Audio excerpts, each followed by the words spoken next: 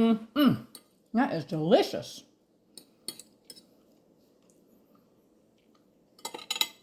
Wowzers. Welcome to the heart of holiday goodness, right here at the old tobacco patch. Now, when it comes to the holiday table, we all have our traditions, and green beans often make an appearance. But today, we're stepping away from the casserole.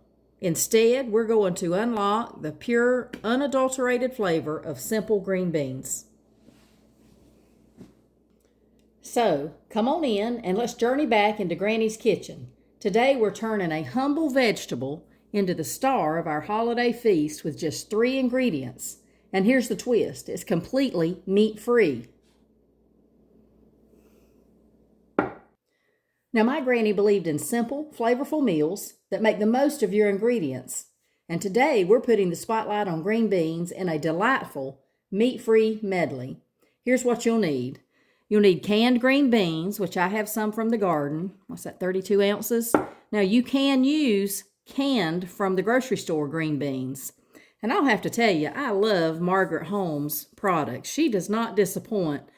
Her stuff is seasoned well, and most of the time, all you have to do is heat it up, and it's delicious. But you can use any kind of canned green beans. Now, I don't use French style, but French cut. But any brand of green beans will work for this.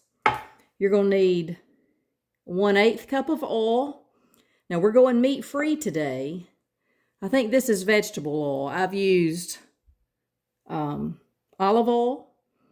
I've used bacon grease, but again, we're going meat-free. But bacon grease would be wonderful right here. And you need 1 tablespoon of sugar, and that's it. Okay, so let's get cooking. We're going to start out with my quart of green beans. Now, one thing I didn't mention in the ingredient list is salt and pepper. There they go. Using these green beans, the home canned ones, I will taste them before I'm finished to make sure.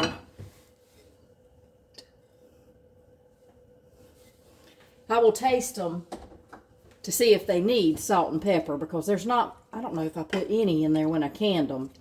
But if I was using, say for instance, these Margaret Holmes green beans, I would not salt and pepper them because she puts plenty.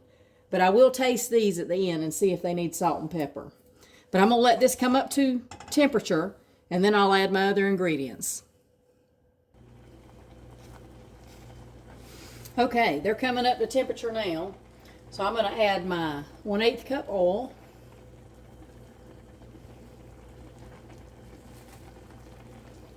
And 1 tablespoon of sugar. Give that a stir.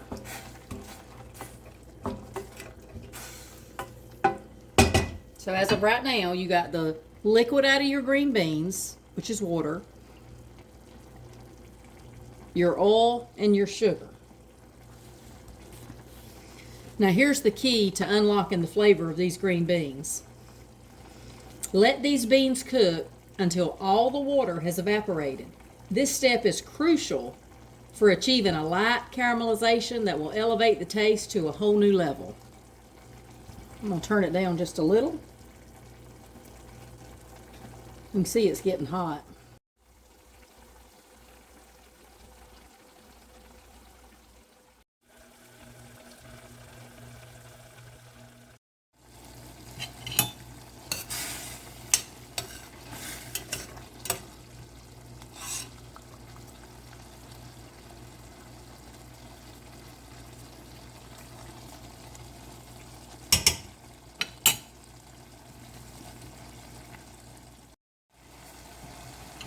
Okay, they've been going about 10 minutes. You can see that that liquid is reducing.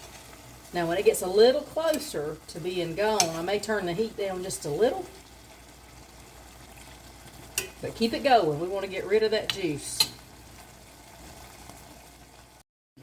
While I'm waiting on this to cook down, I'll show you. You know what this is? It stays on my noodle board all the time. But this is bacon drippings. And I keep some of it. Every time I cook bacon, I save the drippings and just put it in a jar. And I'm very much in favor of putting it in beans like this. And most of the time, when I cook green beans, I do fill them full of meat. But there's times you don't have meat or you don't want meat in your green beans. And I would have never dreamed that these could be as flavorful as they are without putting meat in them. I mean, I've always eaten them with meat growing up, but these are just as good, if not better, without meat.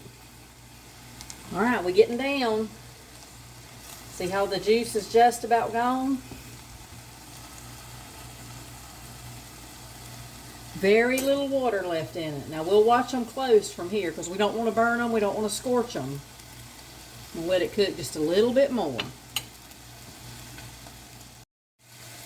I'm standing over them watching them. And if you notice, the water is almost gone and you're down to just the little bit of oil you put in there and the tablespoon of sugar. See, that's oil. So we're getting close now. I think I can smell, there's a change in the smell. The caramelization has begun.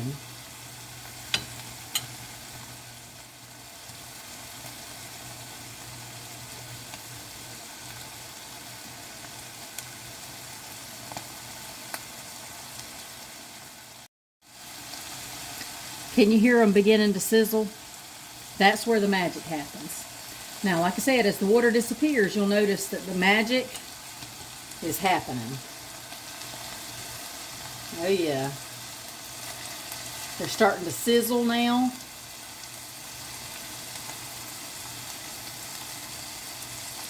The oil and the sugar is working together and it's going to create a beautiful caramelization that just adds a depth of flavor that you won't believe. Now, we've kept this simple. 3 ingredients. The cooking process is what the magic is all about. It's about patience and letting those green beans transform into a side dish that's not only delicious, but also a star on your holiday table. Hear the sizzle? On the stick. They will. Oh yeah. We're getting there.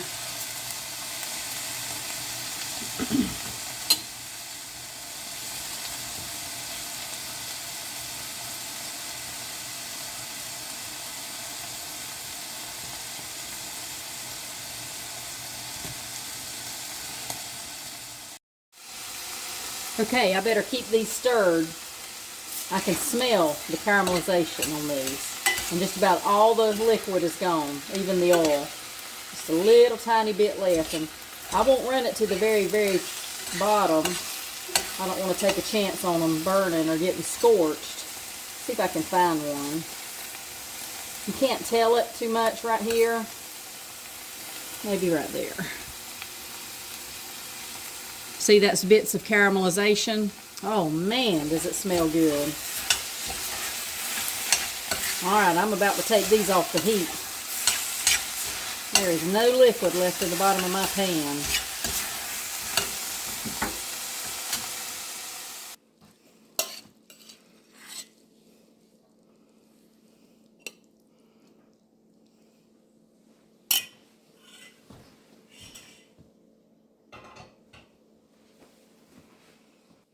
And there you have it, Granny's Garden Greens with a touch of holiday magic. The simplicity of 3 ingredients and a little patience can create something truly extraordinary. I can't wait to taste them, but they're going to be so hot. Ooh, they're hot. I can smell. This is not your ordinary green bean. I can smell it. That's going to burn my tongue. What is it my mama used to say? Or my daddy, I think, is the one that said it. Burnt the hair off my tongue.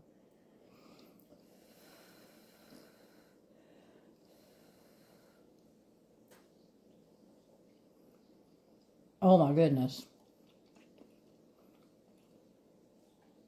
That's wonderful. I guarantee you, you will not regret making them this way. And it did not take 1 ounce of meat. One more. And believe it or not, we put a tablespoon of sugar in there. But all the sugar does is help it caramelize. The beans are not sweet.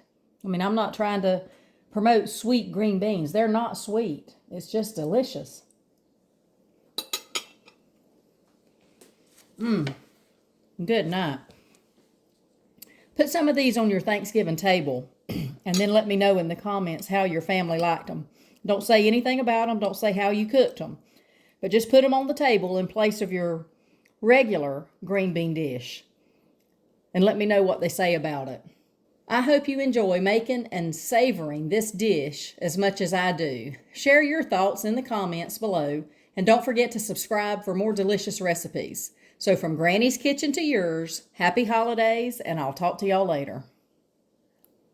That is delicious.